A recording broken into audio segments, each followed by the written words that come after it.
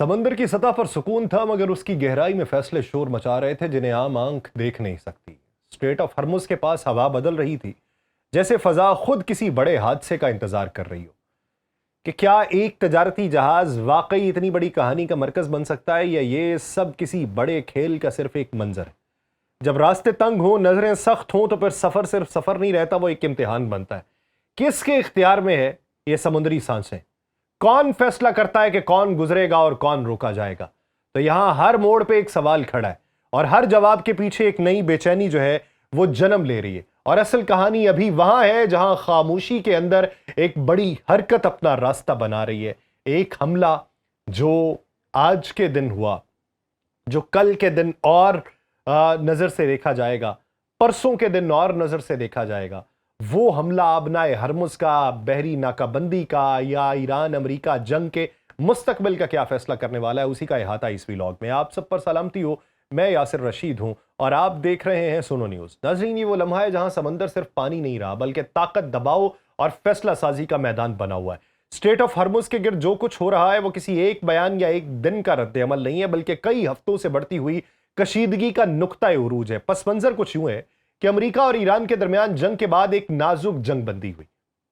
नाजुक जंगबंदी ये कि ये जंगबंदी सुकून नहीं ला सकी, बातचीत रुकी हुई है, एतमाद कमजोर है। सबसे बड़ा मसला यह है कि आबनाए हरमुज खुली रहेगी या नहीं।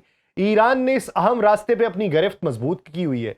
दुनिया का एक बड़ा हिस्सा तेल, गैस और दीगर सामान इसी रास्ते से गुजरने पे पहले दुनिया की मईशत की सांसें बहाल किए हुए था, अब वही सांसें रुकी हुई हैं। और जब यहां पर रुकावट है तो असर सिर्फ खित्ते तक महदूद नहीं है, आलमी मईशत तक पहुंचा हुआ है।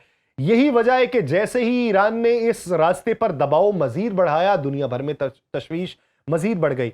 उसी दौरान डोनाल्ड ट्रंप ने एक नया ऐलान कर दिया। उन्होंने कहा अमेरिका अब जहाजों को खुद इस रास्ते से गुजारेगा, और इस ऑपरेशन को उन्होंने प्रोजेक्ट फ्रीडम का नाम दिया। बज़ाहिर ये एक इंसानी हमदर्दी का कदम बताया गया। ये कहा गया कि बहुत से तजारती जहाज पानी, खुराक और दीगर जरूरियात की कमी का शिकार है, इसलिए उन्हें महफूज रास्ता दिया जाएगा। मगर असल सवाल ये था कि क्या ये सिर्फ इंसानी हमदर्दी थी या एक स्ट्रेटेजिक कदम?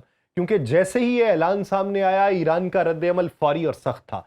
ईरानी फौजी क़यादत, खास तौर पे अली जो अब्दुल्लाही है, उन्होंने वाज़ेह अल्फाज में खबरदार किया कि अगर कोई भी गैर मुल्की फौज, खास तौर पर अमेरिका, आबनाए हरमुज में दाखिल होने की कोशिश करेगी तो उसे निशाना बनाया जाएगा। ये सिर्फ एक वार्निंग नहीं थी, बल्कि एक वाज़ेह लाइन खींच दी गई।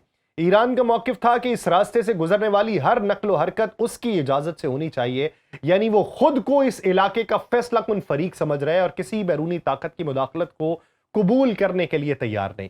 उधर अमेरिका अपनी तैयारी मुकम्मल कर चुका है। यूनाइटेड स्टेट्स सेंट्रल कमांड ने ऐलान किया कि इस मिशन के लिए गाइडेड मिसाइल डिस्ट्रॉयर्स, 100 से ज्यादा तैयारे, बगैर पायलट के सिस्टम और तकरीबन 15,000 फौजी एहलकार तैनात किए जाएंगे। और ये कोई महदूद ऑपरेशन नहीं, बल्कि मुकम्मल फौजी तैयारी है। और इसी दौरान एक और अहम हकीकत सामने आई है। अभी तक के अदाद-ओ-शुमार और मैपिंग ये बताती है कि कोई जहाज वहां से मूव नहीं हुआ, लेकिन 29 अप्रैल तक तकरीबन 900 से ज्यादा तजारती जहाज इस खित्ते में मौजूद थे, जो या तो रुके हुए थे या गैर यकीनी सूरत हाल का शिकार थे। इसका मतलब यह था कि मसला सिर्फ दो मुल्कों के दरमियान नहीं, बल्कि आलमी तजारत इसकी लपेट में थी। अब यहां एक और जाविया सामने आता है।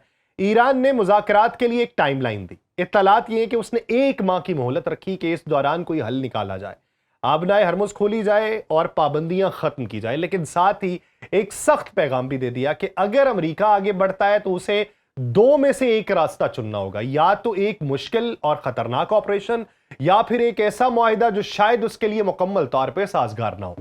उधर यूरोपीय ममालिक जो है वो भी परेशान नजर आते हैं। इमानुएल मैख्वान ने यह कहा है कि इस मसले का हल सिर्फ मुश्तरका कोशिश से निकल सकता है, जबकि जर्मनी की क़यादत ने वाज़ेह किया है कि ईरान को रास्ता खोलना होगा और जौहरी हथियारों से मुकम्मल दस्तबरदारी इख्तियार करना होगी। ये सब कुछ इसलिए भी आम है क्योंकि इस दौरान तेल की कीमतें पहले ही तकरीबन 50% तक बढ़ चुकी हैं। यानी हर गुजरते दिन के साथ दबाव सिर्फ सियासी नहीं, मुआशी भी बढ़ रहा है। ये वो मरहला है जहां खतरा सिर्फ बयानों तक महदूद नहीं रहता, बल्कि समंदर के बीच हकीकत बन के सामने आता है। फिर इसी दौरान खबर ये मंजर आम पे आती है कि स्ट्रेट ऑफ हर्मुज के करीब एक कार्गो जहाज पे हमला होता है, जो इस बात का सबूत है कि कशीदगी अब सिर्फ धमकियों तक नहीं, अमली कार्रवाइयों तक भी पहुंच चुकी है। इतवार के रोज एक नामालूम तजारती जहाज جو شمال کی جانب جا رہا تھا، ایران کے ساحلی علاقے سرخ کے قریب اچانک چھوٹی تیز رفتار کشتیوں کے گھیرے میں آتا ہے، تو ظاہری بات ہے IRGC کی کشتیاں ہوں گی۔ تو اس ضمن کے اندر برطانوی نگرانی مرکز United Kingdom Maritime Trade Operations ہے، ان کے مطابق ان کشتیوں نے جہاز کو نشانہ بنایا، مگر خوش قسمتی سے عملہ محفوظ رہا۔ یہ کوئی ایک الگ واقعہ نہیں ہے، بلکہ جنگ کے آغاز کے بعد ایسے حملوں کی تعداد 2 درجن سے تجاوز کر چکی ہے۔ تو یہاں ایک اہم بات سمجھنا ضروری ہے کہ یہ حملے روایتی جنگی جہازوں سے نہیں ہو رہے، بلکہ چھوٹی، تیز اور مشکل سے پکڑی جانے والی کشتیوں سے کیے جا رہے ہیں۔ تو یہی وہ حکمت عملی ہے جو ایران کو ایک بڑی بحری طاقت کے مقابلے میں مؤثر بناتی ہے، کم وسائل کے ساتھ زیادہ دباؤ ڈالنا اور دشمن کو غیر یقینی صورتحال میں رکھنا۔ تو دوسری طرف ایران نے ایک اور قدم آگے بڑھاتے ہوئے یہ واضح کیا کہ آبنائے ہرمز پر اس کا کنٹرول ہے۔ اس نے کہا کہ جو جہاز امریکہ یا اسرائیل سے منسلک نہیں وہ گزر سکتے ہیں، مگر ایک شرط کے ساتھ کہ وہ ایک طرح کا ٹول ادا کریں گے۔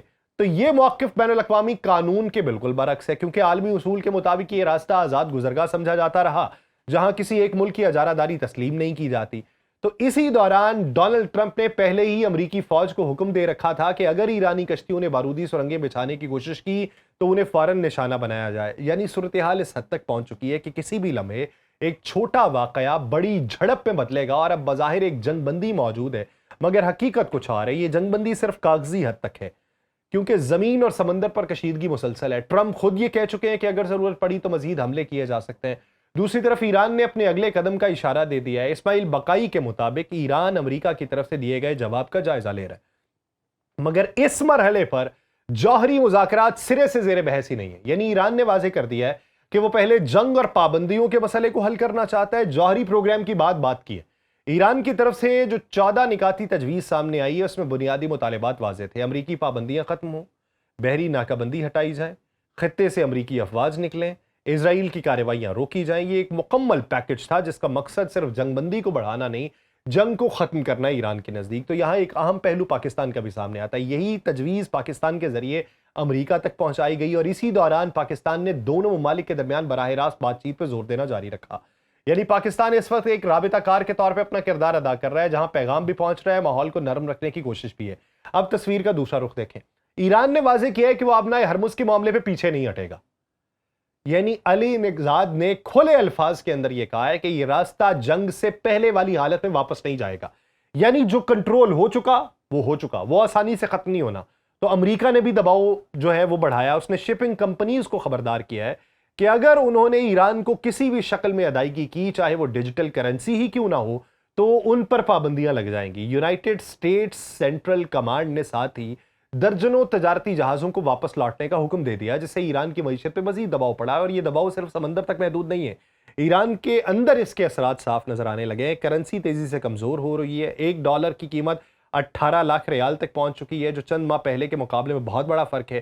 مارکیٹ میں عدم استحکام بڑھا ہے، اشیاء مہنگی ہوئی ہیں، کچھ فیکٹریز نے مزدوروں کے معاہدے بھی تجدید نہیں کیے۔ یعنی ایک طرف سمندر میں دباؤ ہے، دوسری طرف معیشت پہ شکنجہ کسا جا رہا ہے۔ اب اگر اس پوری صورتحال کو سیدھے انداز میں دیکھیں تو تصویر کچھ یوں بنتی ہے کہ سمندر میں حملے جاری ہیں، ایران راستے پر اپنی گرفت مضبوط کر رہا ہے، امریکہ دباؤ بڑھا رہا ہے، جہاز غیر یقینی صورتحال میں پھنسے ہوئے ہیں، مذاکرات رکے ہوئے ہیں، معیشت دباؤ کو برداشت کر رہی ہے، اور سب سے اہم بات یہ کہ دونوں فریق خود کو جیتنے والا سمجھ رہے ہیں، اور یہی وہ مقام ہے جہاں سمجھوتا سب سے مشکل ہو جاتا ہے۔ یہ وہ مرحلہ ہے جہاں جنگ صرف گولیوں سے نہیں لڑی جا رہی، بلکہ راستوں، معیشت اور وقت کے ذریعے ایک دوسرے کو کمزور کرنے کی کوشش میں لڑی جا رہی ہے، اور ہر گزرتا دن اس کشمکش کو مزید گہرا کر رہا ہے۔ اب امید یہ کی جا رہی ہے کہ شاید کوئی وے آؤٹ اس کا نکلے، بصورت دیگر ایک چھوٹی سی چنگاری جو ہے وہ بڑا الاؤ بھڑکا دے گی۔ مجھے دیجیے اجازت، اللہ نگہبان۔